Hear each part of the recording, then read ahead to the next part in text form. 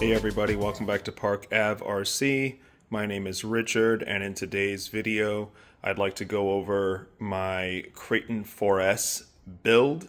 I currently run this on 6S, and it does have quite an interesting system in it. This was one of my first larger scale bashers. It's technically 10th scale, but it's really about a 9th scale. It's right in between a 10th and an 8th scale. It's an oversized 10th, we'll say. And yeah, this thing has been so fun. This lightweight platform on 6S2 just really makes it a lot more lively than the Kraton 6S EXB that I have. It's just so lightweight that when you blip the throttle, it just comes up on its wheels instantly. It darts around. It's just a lot more maneuverable. I definitely don't think it's as durable, but we'll get into the upgrades that I've done to help make it more durable given the hard bashing that I do. So let's get into it.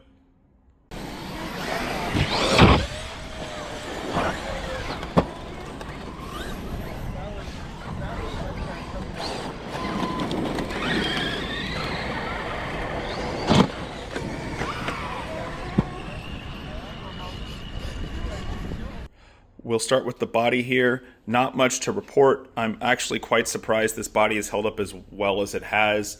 I've tried Gorilla Tape on some of these cracks, and I just recently went to the zip ties. I haven't bashed with the zip ties yet, so we'll see how that holds up. But generally, for as much abuse as I've given this truck, this body looks pretty decent. These Proline roof skids have definitely done their job, and I think that's a big part of why this body is still holding together. And then again, just lots of Gorilla Tape around the back to try to hold everything together here.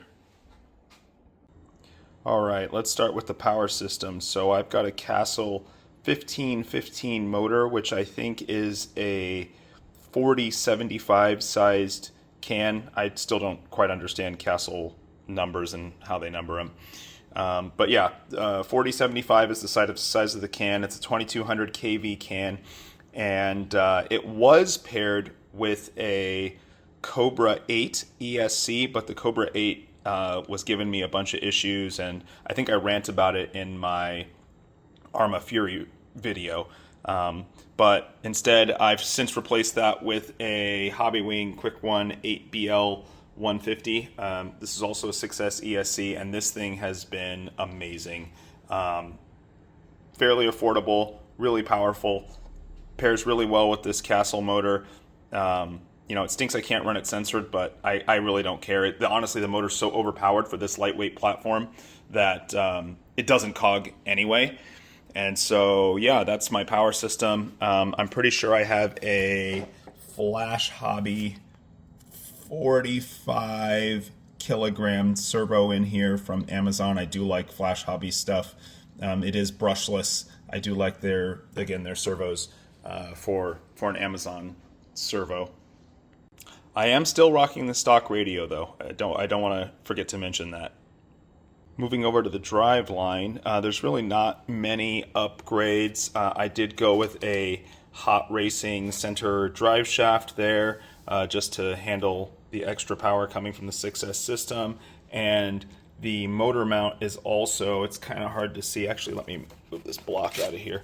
The motor mount itself is a Hot Racing motor mount, but the actual front and rear drive shafts are stock, and they have been taking 6S power phenomenally. I mean, it's been really awesome. So the Driveline is mostly stock.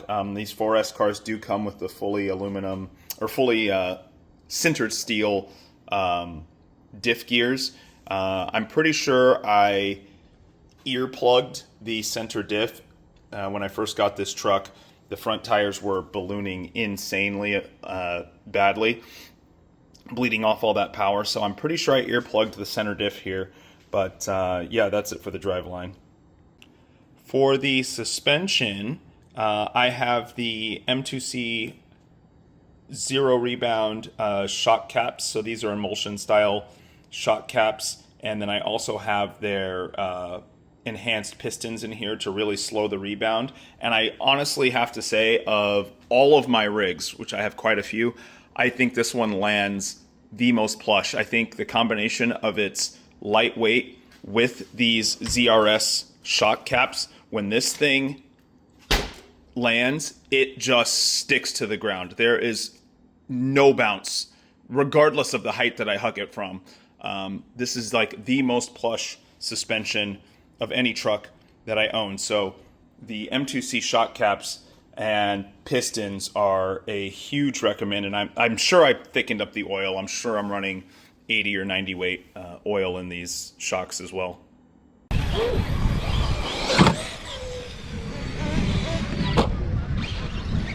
Let's talk about some of the additional strengthening upgrades that I have done and that I have found are necessary on this platform. So the first would be, it's kind of hard to see down there, but if you can see, if I can get it to focus, right down here, which is really hard to see. There we go. If I can get it to focus down there, probably not. But that is the M2C A block that they make for the 4S Arma cars. Turns out they also fit on the 3S Arma cars as well. That is a must on this platform. Under any kind of hard bashing, when these arms get pulled on, it will yank the hinge pin directly out of the B and C blocks, which are part of the chassis. And so basically you think you break an arm and you go to look at it and it turns out you broke a chassis. And I have done 2 or 3 chassis swaps on this platform already, and those are the pits. Not that they're hard, just what a time suck. So definitely got to get the M2C front and rear hinge pin retainers, because the stock Arma ones I think are 60-61 and they bend, they snap. I've had no broken chassis, knock on wood, and no hinge pins come out since I've switched to the M2C A and D blocks to hold the hinge pins in. Before I forget, in regards to the hinge pin, I'm also running the Arma 6S hinge pins, which I think it can also get from M2C. The 6S hinge pins are a little bit stronger and they're a little bit longer, and so what you actually end up having to do is, if you drill out, you're going to have to drill out the chassis just a couple millimeters to accommodate the longer hinge pin, but with that means it's less likely to rip out of the chassis. So yes, I have the hinge pin blocks and the longer 6S Arma hinge pins in here to prevent that from happening. You can see here I have the aluminum steering rack because I broke mine, so that's a easy and awesome upgrade. That is Arma branded steering rack there. As far as other strength upgrades go, obviously you can see I have this top center brace from M2C to strengthen the chassis up for the hard hits that I give it. And also from M2C, I have the underside chassis brace / skid protector. So this thing is armored up. Again, breaking chassis really stinks. It's just a giant waste of time swapping everything out. So yeah, that's... Do I have any other strength upgrades? I think that's about it for kind of like the chassis strength upgrades.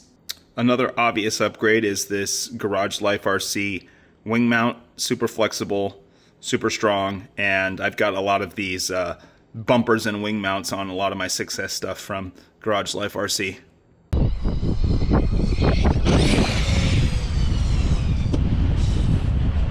I have swapped out all of the hubs and steering knuckles with Vitovon 7075 knuckles, so these won't be breaking anytime soon. And the machining quality, Vitovon stuff is so expensive, but the machining quality is second to none. I mean, the stuff is machined nicer than GPM stuff, nicer than M2C stuff. Just the quality is really nice, and so yeah, like I said, those won't be breaking anytime soon. I am running these Proline Badlands. These are just the standard standard Badlands. These aren't like the MX-38s. So yeah, these are great. These balloon an insane amount. So this long wheelbase Kraton behaves a lot more like the Outcast now, because these tires balloon so much. They are super chonky, so they grip really good. I run a lot in grass, so that's awesome for me. And but yeah, they balloon insane. So I can do backflips off of anything, any small jump, and this thing wants to rotate in the air. Lest you think I'm just throwing on upgrades just for funsies, everything I put on here, it's because I've actually broken things. I actually bash my vehicles. You know, I'm a firm believer in no shelf queens. And so anyway, these are the stock backflip LPs that came on this vehicle, and I actually blew 2 of them out at the same time doing a double backflip off of a major send.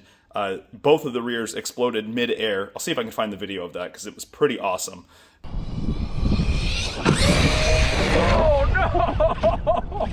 I landed it! I landed that! Let's go! Let's go! Oh, Let's go! that was crazy. I got way too much rotation now. Oh no! I landed it! But yeah, just the stock compound. These tires grip really good, but the compound, I think, over time dries out, and so once it balloons, it just, you know, they just explode. I really like these Pro lines just because the rubber compound is a softer, and it seems like a more durable compound, so that even under extreme expansion, they're not exploding. Oh, one thing I forgot to mention. RPM arms all the way around, front and rear. It's hard to say. I think the RPM arms might be slightly more durable, but they're not that much more durable. Honestly, you know, I break them, the RPM ones and the stock ones, pretty equally. Basically, I think I've pushed this 4S platform to its max, and that's why I went out and got a Kraton 6S EXB that I can push even harder. But yeah, we have the RPM arms, which again they're slightly better than the stock ones, I think. Finally, I've got these Apex RC battery straps off of Amazon. These things are tough as nails. I've got them in a couple cars. This is just an awesome find. The fact that it's on Amazon is amazing. And yeah, I put these on a lot of my cars. Overall, this 4S Kraton running on 6S is just an awesome basher. Again, I love how lightweight it is and how much more nimble it is, being technically a 10th scale with all this power. I would love if Team Corrali or somebody would make a 7075 chassis for the Punisher 4/Kagama 4, because I think, again, the 4S platform on 6S is probably the sweet spot in bashing in my opinion, just because they're lighter weight, so they tend to break less, but you can do all the stunts easier because they're so lightweight. Well, that's it for this video. My name is Richard. This is Park Ave RC.